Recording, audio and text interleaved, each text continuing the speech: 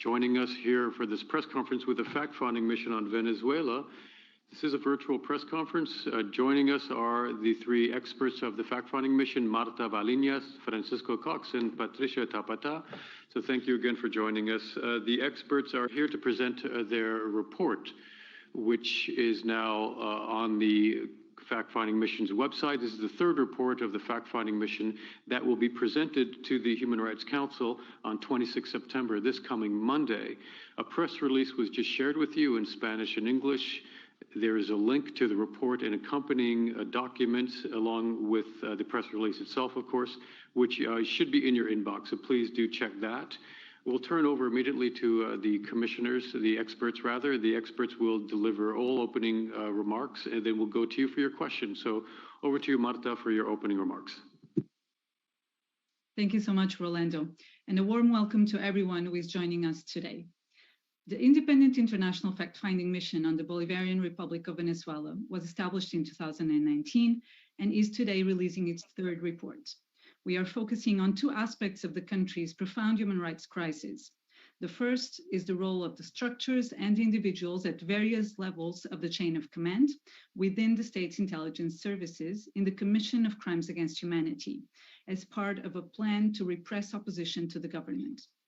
And the second is the situation in the country's southern mining regions, particularly in Bolivar state, where state and non-state actors have committed human rights violations and crimes.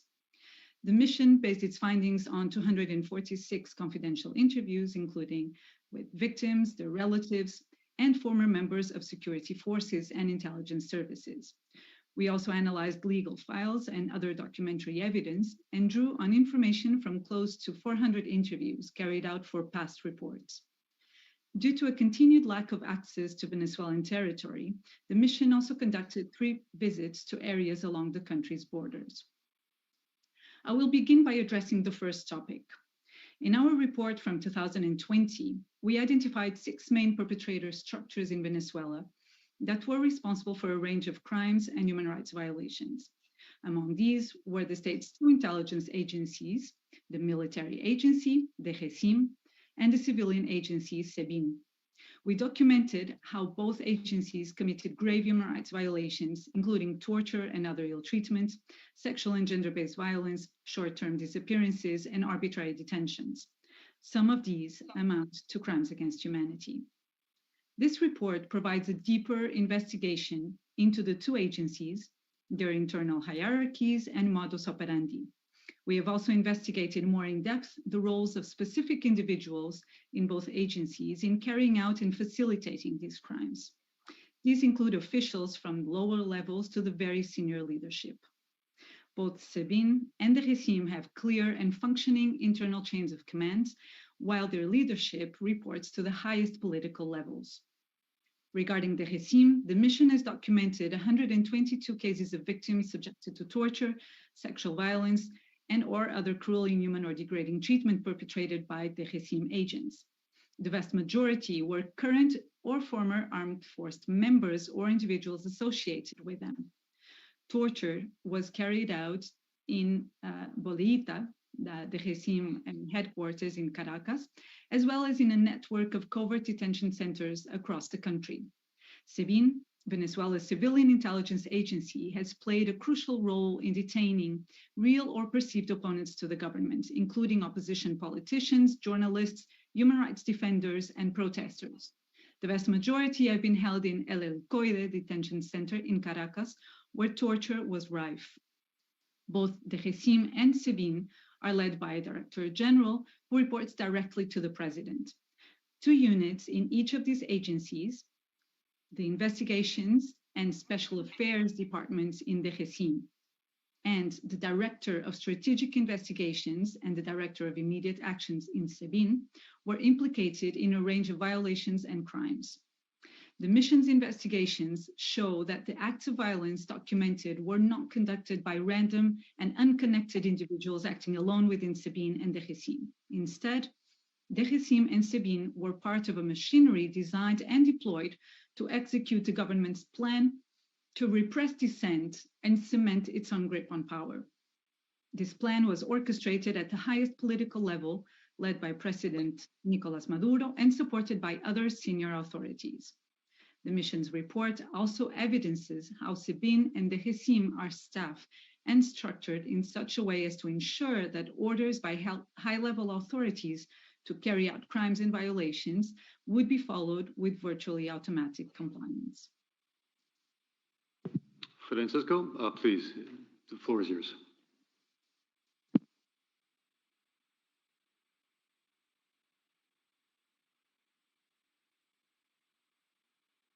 One moment, could you start from the beginning, Francisco? 1 second, we'll just unmute you again.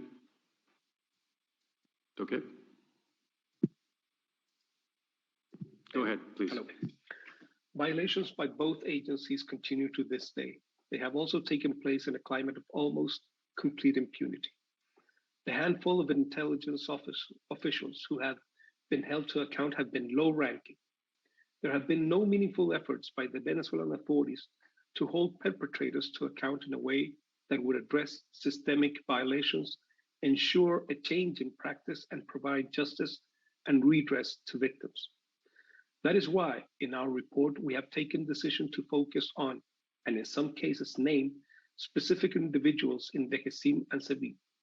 We have reasonable grounds to believe that these individuals are responsible for human rights violations and crimes against humanity and should be investigated. The mission's second report focused on the situation in Venezuela's southern mining regions, particularly in Bolívar state. In 2016, facing a crisis in the domestic oil industry, the Venezuela government announced the establishment of the Arco Minero del Orinoco, or the Orinoco Mining Arc, to formalize and expand its control over the gold industry. The Arco Minero region is a so-called national strategic development zone that extends primarily over Bolívar and into neighboring states of Amazonas and Delta Amaruco. Since 2016, the Arco Minero region has become increasingly militarized to a large extent because of the government's effort to wrest control over illegal mining from non-state armed groups. The military and various civilian government leaders hold extensive financial interests in the region, both in an institutional and a personal capacity. At the same time, non-state armed groups have expanded their presence in the region since 2016. So-called sindicatos and other armed groups operate openly, controlling mining areas and even populations. Ordinary residents in the region have been caught in the crossfire of violent struggle for the control of gold. Both state and non-state actors have committed crimes and violations, including killings, disappearances, extortion, corporal punishment, and sexual and gender-based violence. Authorities not only fail to prevent and investigate such abuses, but on occasions appear to engage in a level of collusion or even active collaboration with armed groups. Thank you. Now we'll hear from Patricia. Patricia Tapata. Go ahead. Bolívar State is also home to indigenous populations, including in the southern Gran Sabana municipality. The mission has documented in depth several cases where state forces have attacked indigenous populations, committing a range of violations. These include clashes following the opposition's attempt to move humanitarian aid into Gran Sabana from Brazil in 2019. We have documented how state forces unlawfully killed and subjected indigenous persons to torture. This is an often overlooked or even forgotten part of the country that merits further investigations. In conclusion, Venezuela is still facing a profound human rights crisis, and our reports today highlight just two aspects of this situation. We urge the international community to continue to follow developments in Venezuela closely and to monitor whether credible progress is being made in advancing justice, accountability, and respect for human rights. The mission regrets that despite repeated calls by the UN Human Rights Council, Venezuelan authorities continue to prevent the mission staff from carrying out investigation in Venezuelan territory and have not responded to the at least 23 letters sent from the mission. Further international scrutiny of Venezuela, extremely concerning human rights situation, is necessary to prevent future violations and assure justice and redress for victims. The mission hopes to continue to play a role in documenting and highlighting the situation in Venezuela and amplify and support the country's civil society crucial work. Thank you very much for your attention. Thanks to all of you very much for those opening remarks. Now we have a few hands are up for questions. We have Laurent Siro of the Swiss News Agency. We'll start with you, Laurent. Go ahead.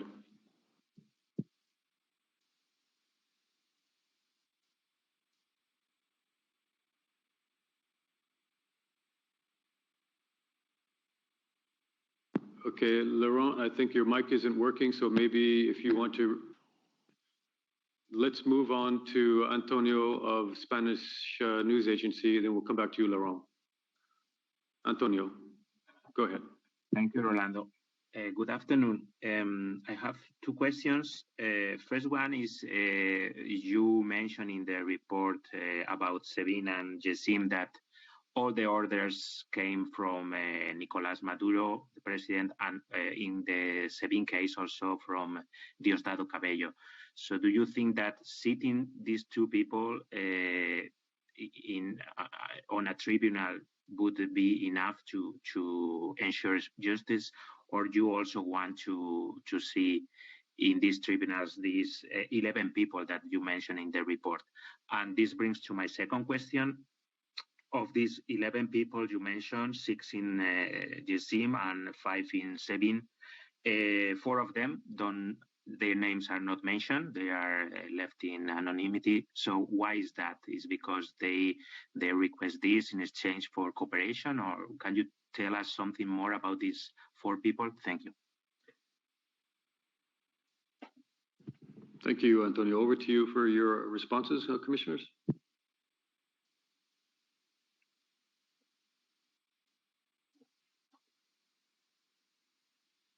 Thank you very much, Antonio, for your questions. I think I would suggest that Francisco would take the first and I'll take the second question. Thank you.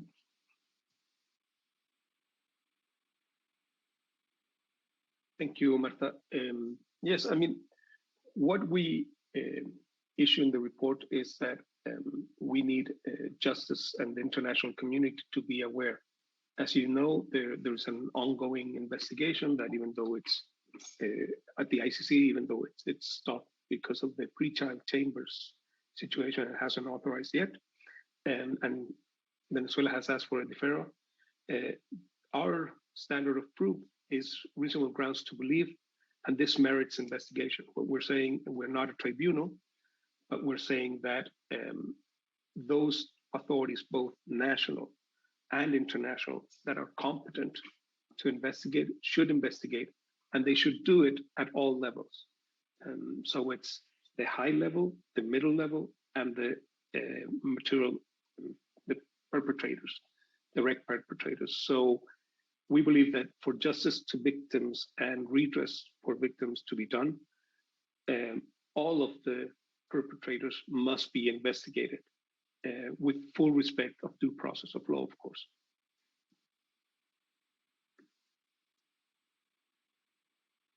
Thank you, Francisco. Yes, I would also add that indeed all levels, whether it's national courts or in international jurisdictions, but particularly the primary responsibility for investigating and prosecuting these individuals lies with the Venezuelan authorities, and therefore we believe that all levels should be investigated by these authorities.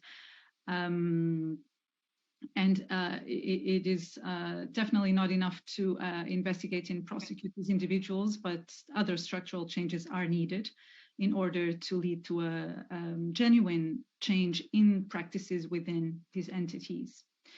As to your second question, Antonio, regarding why out of these 11 individuals that we have investigated more in depth and that we identify in the report, why 4 of them are anonymized. And the reason for that is when we decided to identify individuals in our report, we conducted a thorough security analysis of risks involved, primarily, of course, to our sources of information and primarily to the victims of these violations, but also, of course, security risks potentially faced by our own team and also by the persons that we would identify in our reports. And we have, on the basis of that thorough assessment, concluded that it would be wiser to anonymize the names of the individuals that are at lower levels within the hierarchies of these institutions due to the risk of them being subjected to scapegoating, while individuals placed in higher levels within these hierarchies would evade accountability. That was the reason. Thank you for your questions. Thank you both very much. We'll now try Laurent Siro, a Swiss news agency once again. Let's see if mic works. Go ahead, Laurent. Seems that there may be a problem. I maybe suggest that you disconnect and then connect again. Sorry about that, Laurent. That said, we'll move on to Paula Dupras of Swiss Info. Paula, go ahead. Yes, hello. Thank you for presenting the report. I have a few questions. First of all, I was wondering, you mentioned the situation or the repression of the indigenous peoples on the border in 2019. I'm just wondering, whether this repression has continued, in which forms, and also there have been quite a notable number of indigenous people from this region who have left the country to go to Brazil. I'm wondering if you have some idea regarding the flow of migration from these communities, and also regarding the mining operations. I'm wondering if you were able to estimate the amount of income that the state actually generates from this activity, and also the access, a little bit more, if you can elaborate a little bit more on the access that you had in these regions in Bolivar, as well as throughout along the border there. Thank you, Paula. I would suggest that Patricia would start answering your question, and then maybe Francisco could add, and I can also add perhaps on your third point. Thank you. Well, as we said in the report, we started our investigation in Bolivar State. That is the wider state in the country, but we are aware that there are other situations with indigenous communities that should be going deep research in further analysis. Seeing this is a considerable group of population from indigenous origin that leave the country, and go mainly to Brazil. And this is not in our mandate and not in our capacity to estimate how large is this migration. In the other hand, is it's important to say that in the whole region of the mining areas, we see a paradoxical situation that is an area that is not received the attention from the world and from the Venezuelan state also, and is at the same time a region that produce a big amount of goods in licit and illicit ways. So we highly recommend to continue the investigation to try to determine how this situation is really under government control without committing such a violation of human rights as we described in the last report.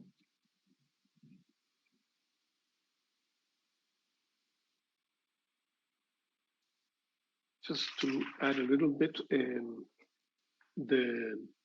both the team and us as expert visit different frontiers in the region.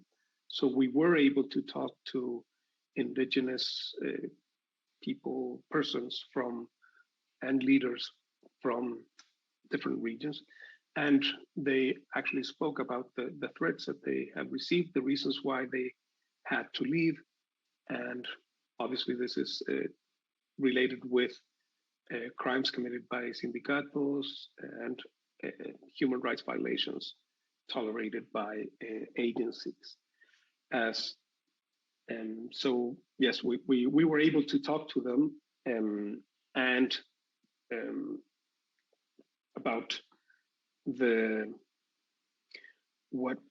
amount. We don't have an exact figure, of course, of the gold production, but the data from Central Bank of Venezuela dates back to 2019.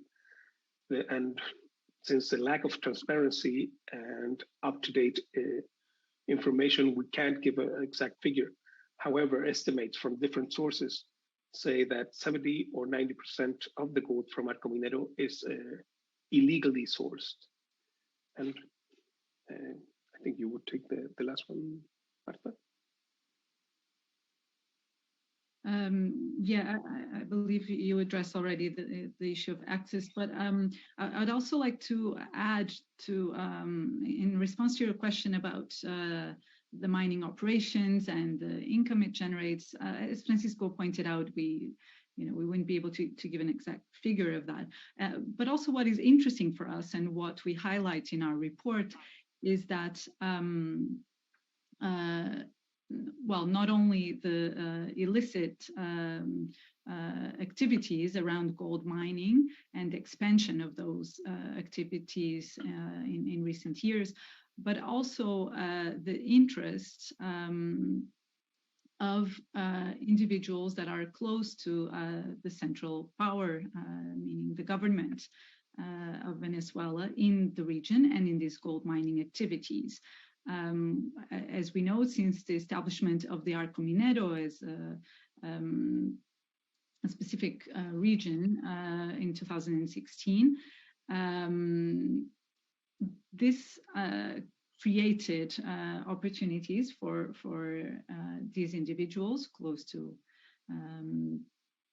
the government, both at the central level and at state level, to generate personal wealth. And this also includes the Bolivarian National Armed Forces and their involvement in the gold mining sector.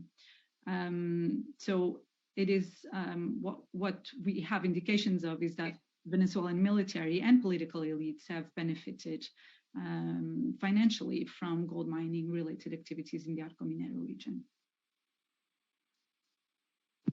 Thank you all very much. We'll now turn to Jamie Keaton of the Associated Press.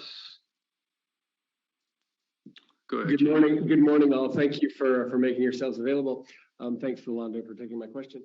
I just wanted to make sure I understood sort of, you mentioned in there that abuses and violations are continuing and that the situation remains bad. Obviously, the real highlight to your findings, I think, came 2 years ago when you mentioned the crimes against humanity, as you've already mentioned today. I just wanted to try to understand to what extent are these violations and rights abuses continuing? In other words, are you still seeing arbitrary killings? Are you seeing sexual and gender-based violence to the same extent?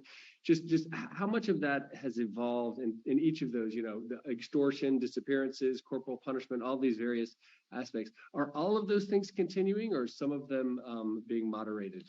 Thank you so much. Patricia, would you like to take that question, just to follow the sequence?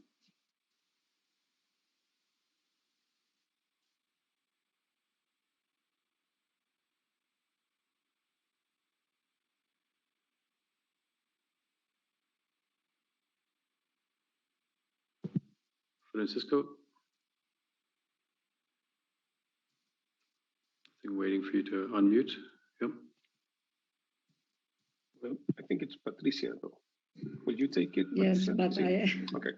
I am looking. Pardon me. Go ahead, Patricia. Disculpa, Patricia. Yeah. No, it's okay. It's okay. I just want to mention what I am looking for, exactly the numbers of persons that are still in arbitrary detention in the facilities of DGCIM and SEBIN. This is at least 77 persons in DGCIM and more than 10 to 15 in SEBIN. Although we can't say right now that extrajudicial execution is a daily situation as it was in 2017 to 2019, is important and very relevant to remember that all these people that are still in arbitrary detention is suffering torture, ill treatment, and in many, many cases, sexual and gender violence in a very frequent way. This is from my side. Francisco.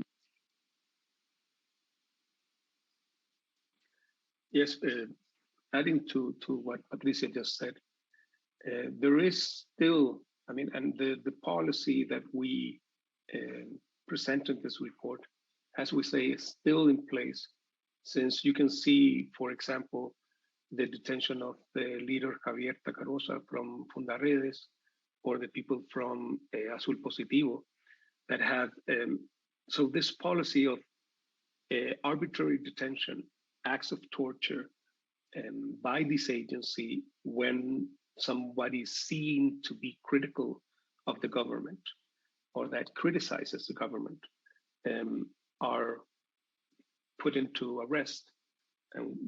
And these arrests, are followed by ill treatment, torture, and conditions that are in violation of human rights standards.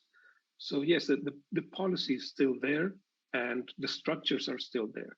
If you see also the report, many of the people that we mentioned have received either a rising in the positions, or like one of the persons has been moved to a position to kind of protect them from the scrutiny, the international scrutiny. And this is Franco Quintero, who is now in the airport. So we still see this policy and this power structure and policy in place, and it's still headed by the same people.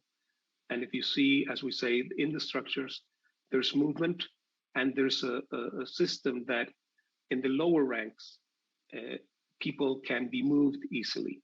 So if they change in the lower levels, not necessarily the policy changes.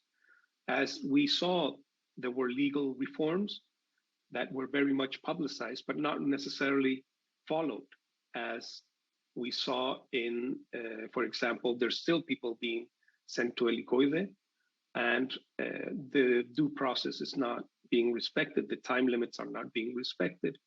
So yes, we believe that the situation is still ongoing.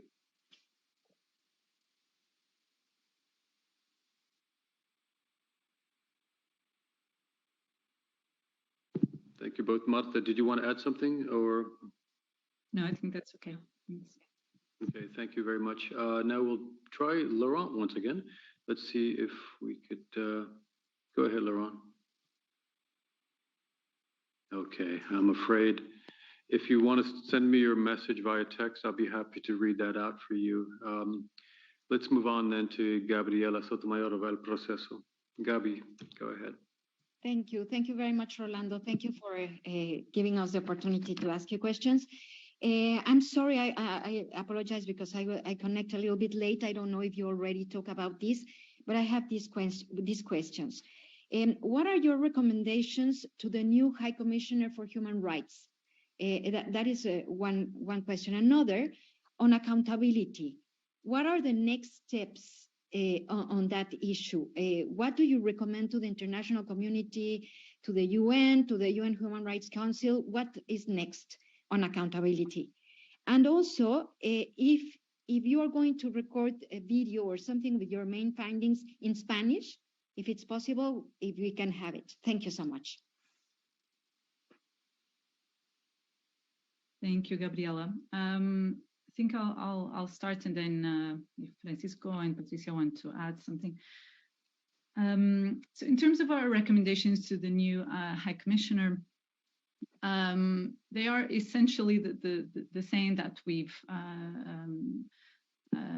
formulated before, and that apply also to various actors within the UN and within the international community, which is to continue to pay close attention to the developments in Venezuela, to continue with this international scrutiny of the human rights situation in the country. In particular, with regards to OHCHR, we welcome, of course, the cooperation that the Venezuelan authorities have had with the Office of the High Commissioner, and we urge the authorities to continue and enhance that cooperation in view of an improvement in the human rights record in the country. We believe, since the creation of our mission, that the role of our mission and the role of the Office of the High Commissioner are complementary. We believe that the type of investigations and documentation that the mission has been conducting contributes to the technical assistance work carried out by the High Commissioner or by other actors and states, in the sense that we document in detail individual cases, and through that documentation, it is possible for a range of actors to know what is the real practice on the ground, what is happening beyond announced reforms or promises. What is the reality in individual cases? And that's what we've been contributing with our reports. And we believe that this can and should be used by the Office of the High Commissioner and other actors as well that are interested in the situation in Venezuela. So we definitely recommend that the technical assistance work done by the Office of the High Commissioner continues and takes into account our findings as well. And related to that, your question regarding what is next in terms of accountability, as I was mentioning, the type of information that we share publicly in our reports, we believe is crucial to processes of accountability, whether these take place within Venezuela or in international jurisdictions, We believe that the type of information that we are offering, and particularly in this report, again, very detailed information, not only about individual cases, but also in this current report about individuals that are implicated in the commission of grave human rights violations and crimes, is an important step towards accountability. So we're very, we welcome, of course, the announcement by the International Criminal Court that they would now request from the ICC's pretrial chamber an authorization to begin their investigations, and we very welcome this step, the initiation of an investigation by the ICC. We reiterate that the primary responsibility in terms of accountability lies with Venezuelan authorities, but in both cases, we believe that what needs to happen is that individuals that have already been identified by our mission and by other actors need to be investigated and then prosecuted accordingly. But also accountability also requires not only judicial processes, but also, as I mentioned already, a change in practice. And this includes genuine institutional, structural reforms as well of these entities that have been implicated in the commission of grave human rights violations. Thank you. Thank you. We will turn back to Antonio of FA. Go ahead, Antonio. Yep. Thank you. So two more questions. First one is, how many people do you think have died or disappeared in El Helicoide and Boleta? I don't know if this number is in the report or you have at least some estimation. My second question is, are you optimistic on the renovation of your mandate that is finishing now? And how bad would be for the human rights in Venezuela if this mandate is not renovated? Thank you.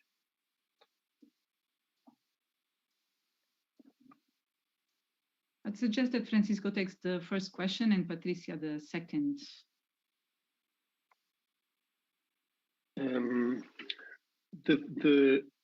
The numbers of acts of torture we put in 107, and the alleged arbitrary detentions in 142.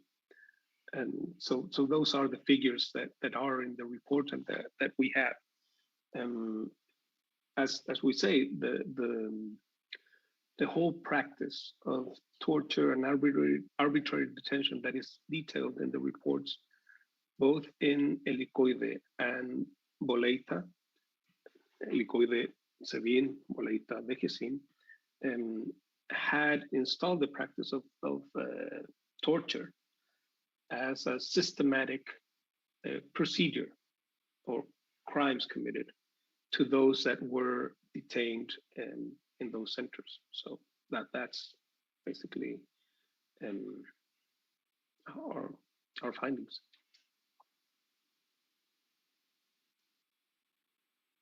Patricia?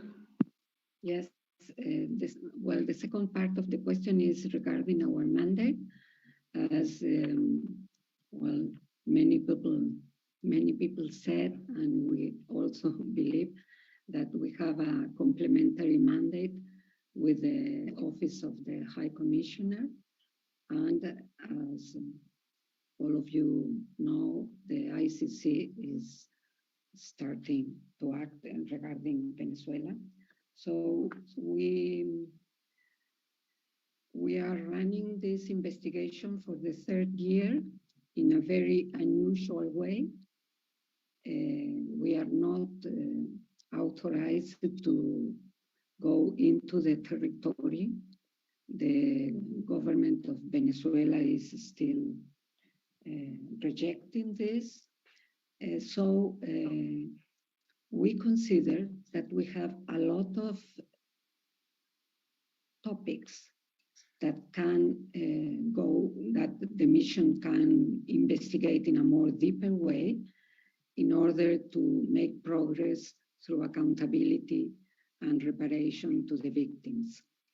Tell the truth, and tell the truth in a way by showing the evidence that are the basis for these reports we think is a big contribution from our side, but we hope the Human Rights Council take in account that they should continue scrutinize the Venezuela's authorities, because the only purpose is to stop now the torture and to stop the serious violation of human rights to the opposition. Thank you.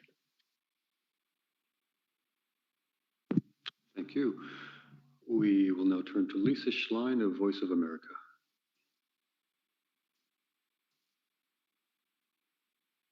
Thank you, Rolando. Yep. Yes, hi. Just, I imagine that you're not in conversation with Nicolas Maduro. Nonetheless, do you send your report to the Venezuelan government? Did you get a response, or do you expect to get a response? Do you think they read it? Thank you.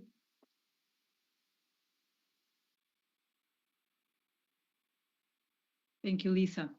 Well, we are only not in communication with the Venezuelan authorities, including President Maduro, because they have not responded to any of our requests to meet with them, and particularly to receive information from them. We have sent so far 23 letters to the Venezuelan authorities, and these include precisely requests to meet and to engage in conversation with them, but also very specific requests for information that we would like to take into account in our reports. And unfortunately, we have never received this information, and we have never received any response to our communications, which we very much regret. This also includes our communications with the authorities, also include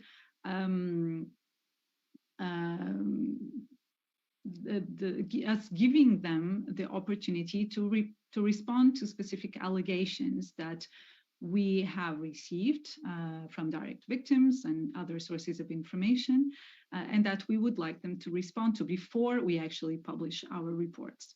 But so far, they have chosen not to do so. Therefore, we have not received any response at all, and on the basis of that, we do not expect to receive a response. But of course, we always pay very close attention, if there should be one, to this report in particular. And the reports are public, of course, and we'll also be presenting our report, our findings, to the Human Rights Council members next week, next Monday, 26th of September, and the permanent representation of Venezuela will be present. So they will be listening to our presentation at the Human Rights Council. Thank you, Lisa. Thank you, Marta. If you permit me, I'll just read out a question from Laurent Sierra, since he wasn't able to connect with the audio. So on behalf of Swiss Info, the question is as follows. With the lack of independent judiciary that you mentioned in previous reports, in the complicity of some judiciary agents, how do you see the feasibility of national independent investigations that you're calling for as long as Nicolas Maduro will remain president? So again, from Laurent Sierra, Swiss News Agency.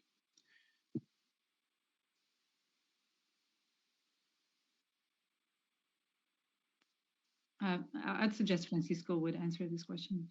Thank you. Thank you. What we say is, of course, the judicial system has to act independently. So our recommendation is that they follow. As to the likelihood of such a move, it seems that it's still in the power of the judiciary and the prosecutor's office to comply with their constitutional duty and international obligations to prosecute or investigate those that are responsible for crimes and crimes against humanity at all levels. If this is not done, then the International Criminal Court has jurisdiction over these crimes. So if there's no serious investigation, this could mean, and we're not saying that it should, it's saying this is the procedure, and the ICC could walk in and prosecute and investigate and prosecute eventually.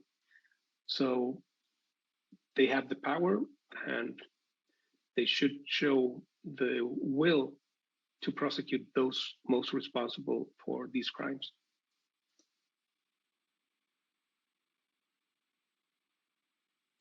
Thank you, Francisco. I have one question which just popped up on the chat. If you just permit me, I will read this out. This is a question from Regina Garcia of AP. The question is, as you know, there's no real separation of powers in Venezuela. So in terms of national authorities investigating some of these findings, do you expect this to happen during Maduro's government? Over to you. Patricia, would you like to take the question?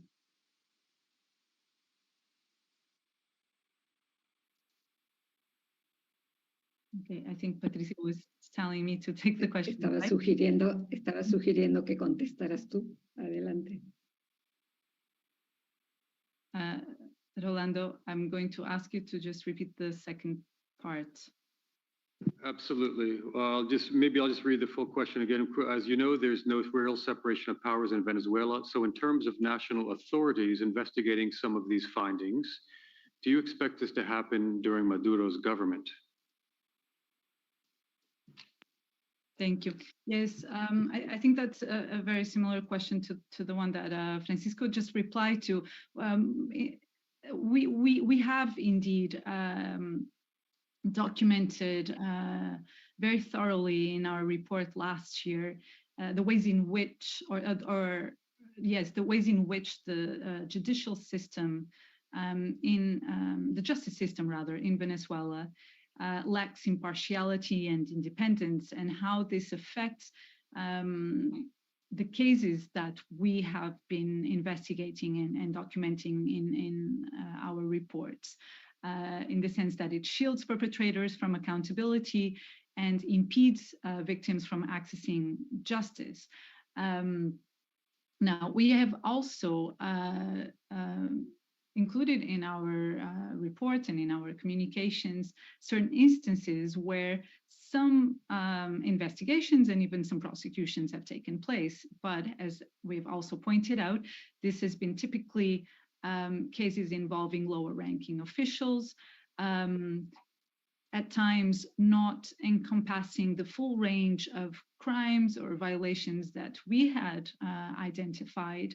And so we do conclude that indeed there hasn't been real and complete full accountability for the type of violations that we've documented.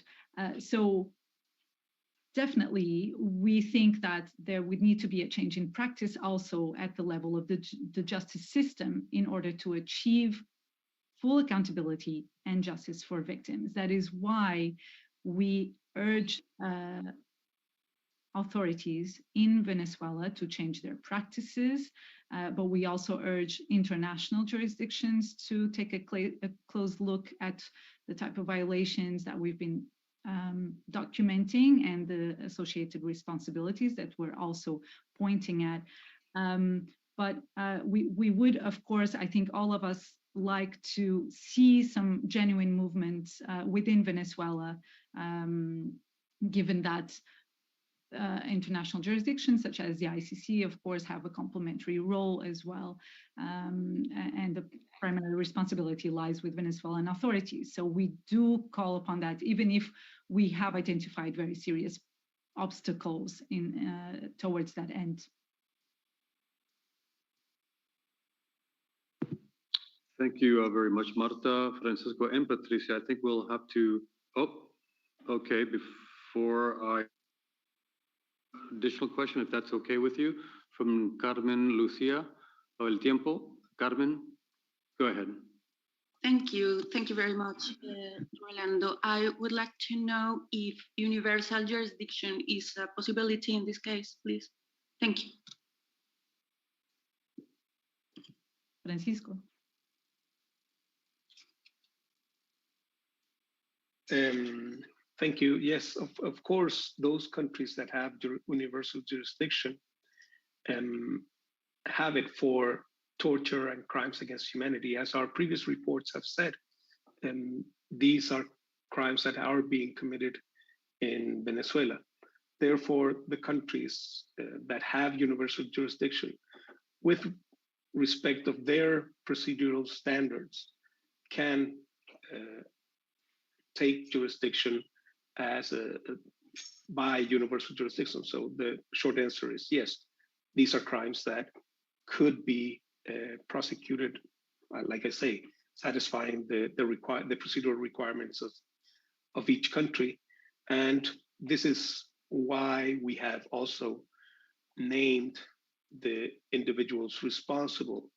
So those countries that have and local authorities can investigate and prosecute and actually see if investigations and prosecutions at the local level are being set out against these people that are named in the report. Marta, I don't know if you want to go back to Antonio's. Okay.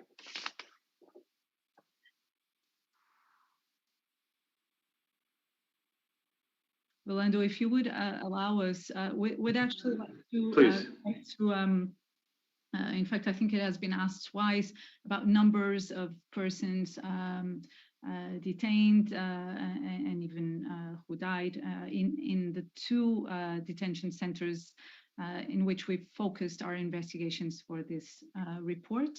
I think this is of value to everyone. And you'll see more, of course, information on this in our reports.